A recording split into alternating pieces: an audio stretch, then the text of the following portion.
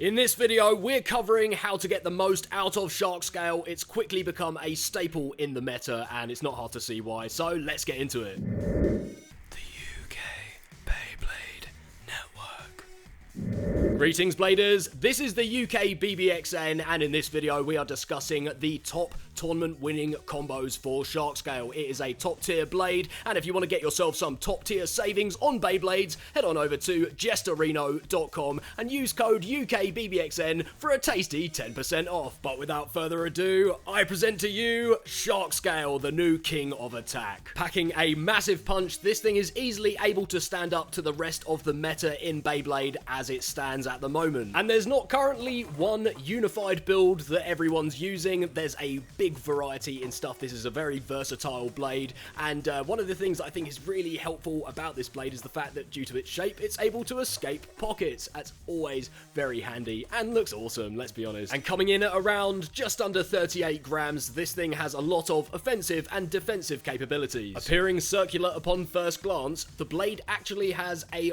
rounded, irregular hexagonal shape, with both halves of the blade being comprised of a series of edges that slope upwards, ending at the tips of the blades here and here. And Shark Scale has an incredibly low profile as a blade. There's almost no gap between the ratchet and the blade itself, enabling it to get underneath other blades. And as you're going to see from the list ahead, being short definitely is helping in the meta, as demonstrated by the #1 tournament winning or top 3 combo. It is 450 low rush. Now, this probably won't come as a surprise to anyone that's used this combo, as this thing is so powerful. It's able to do repeated X dashes and just deliver the punishment.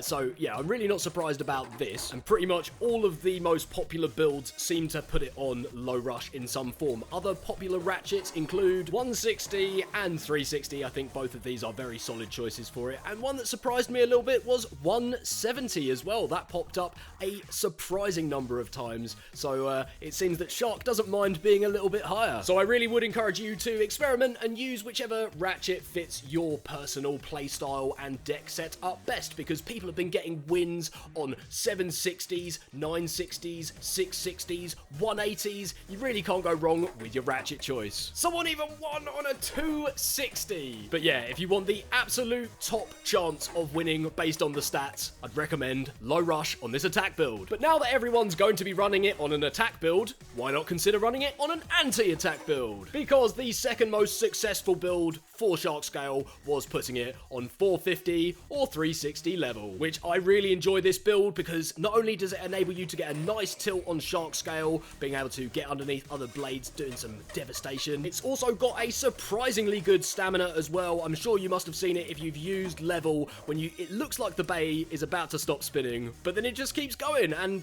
quite often you can use those last couple of seconds to outspin someone, especially if they're on a traditional attack build like rush or low rush.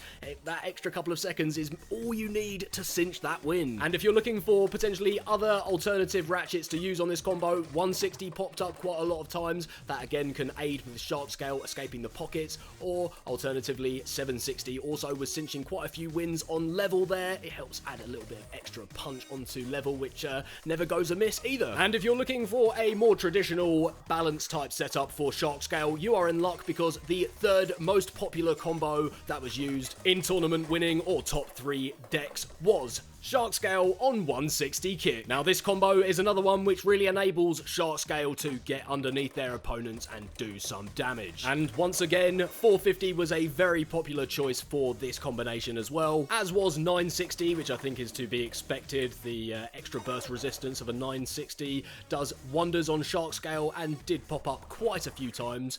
But another thing that did kind of surprise me was its popularity on 170 and 180 ratchets, which, although they're not popping up as frequently as some of the other choices, it's not just a fluke. There are multiple people achieving these results, proving that Shark Scale does not mind that extra added height. But there's some more unexpected builds for Shark Scale that have been popping up in tournament winning and top 3 placing decks. Now, even though these builds haven't popped up as much as the more attack or balance orientated builds, I would say still consider these, because this is still a very new blade, and obviously it is an attack type, so it's natural people people would put it on a more offensive build. But I do encourage you to experiment with your individual playstyle and see what works best for you. And one popular stamina build that seemed to rise above all of the others was 960 low orb. And this combo did pop up once using 450 and once using 360, so there is a bit of variation possible.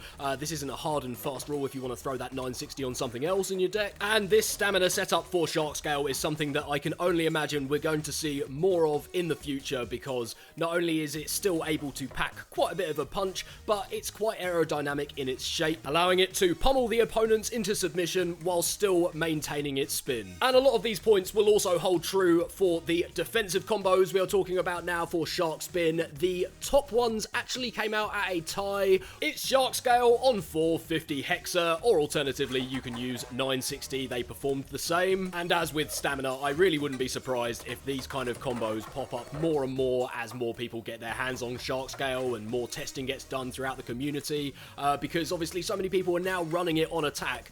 Putting it on the defense might give you the edge, but it remains to be seen, I guess. It has only been out for a very short amount of time at the recording of this video, and as we've seen before, Shark Scale can work on a variety of ratchets. 160 was quite popular on defensive builds, but if you're not a fan of Hexa, Shark Scale also seemed to perform quite well on 360 and 960 Underneedle. But we're not stopping there, because there was actually quite a few different builds that popped up in my research that maybe didn't win as many as these did, but are still definitely worth mentioning. Starting off with a special mention, because I feel it's a little bit redundant. I don't want to be talking about Low Rush and Rush in the same video, because basically it carries over. Low Rush definitely performs a lot better than Rush based on the data. However, definitely don't discount Rush. It's popped up a bunch of times, and yeah, do not be worried about putting it on maybe a higher height, because it seems that that does not discourage it from winning. It's been popping up on 770s, 970s, 180s. There's so many different ratchet combinations that use Shark Scale and Rush. So yeah, if you like Rush, feel free to put it on there. If you want to use Low Rush for something else, it frees you up. You'll definitely still be in with a chance of winning. And a build that did pop up a few times was the Shark Scale stock combo on 450 underflat. I've got to give this a mention as well, although I definitely recommend putting it on Rush, as it seems to be that, yeah, underflat really doesn't pop up anywhere near as much. And then we have a really left field entry that popped up quite a few times on a few different builds. It's Rubber Excel. Who was expecting that? That popped up on 160 quite a few times, as well as on 360 and 770. And then we have an alternative to Low Orb. It was the Free Ball Stamina build. This one didn't net as many wins, however, it's still definitely worth experimenting with if you want to use Low Orb for something else. Which brings us on to our final quick fire round. These combos won once or twice, so they're not the most optimum meta pick. However, if they interest you and you want to run them, they've still got potential. On either 450 or 960, there's Point, which has kind of fallen out a little bit of favour in lieu of some other newer bits that maybe do what Point did. On 450 or 160, there's Wedge. I really like Wedge on Shark Scale. I think it's a fantastic defensive bit. There's also on 450 Cyclone, won a couple of times. And then there's 160 Unite. That's a bit of a left field one. Don't often see Unite. 450 Axel. Again, Axel is a very left field one. I really was surprised to see that pop up. Then there's 760 Zap. I really like Zap, and personally I would pick that over Point or Axel, as it's a nice middle ground of the two of them. And finally there's 760 Wall Ball, which I cannot comment on because I've never seen it been played. But that's just what the meta says. I want to know, what's your favourite Shark Scale combo, and what should we cover next? Let me know down below, and I'll see you next time.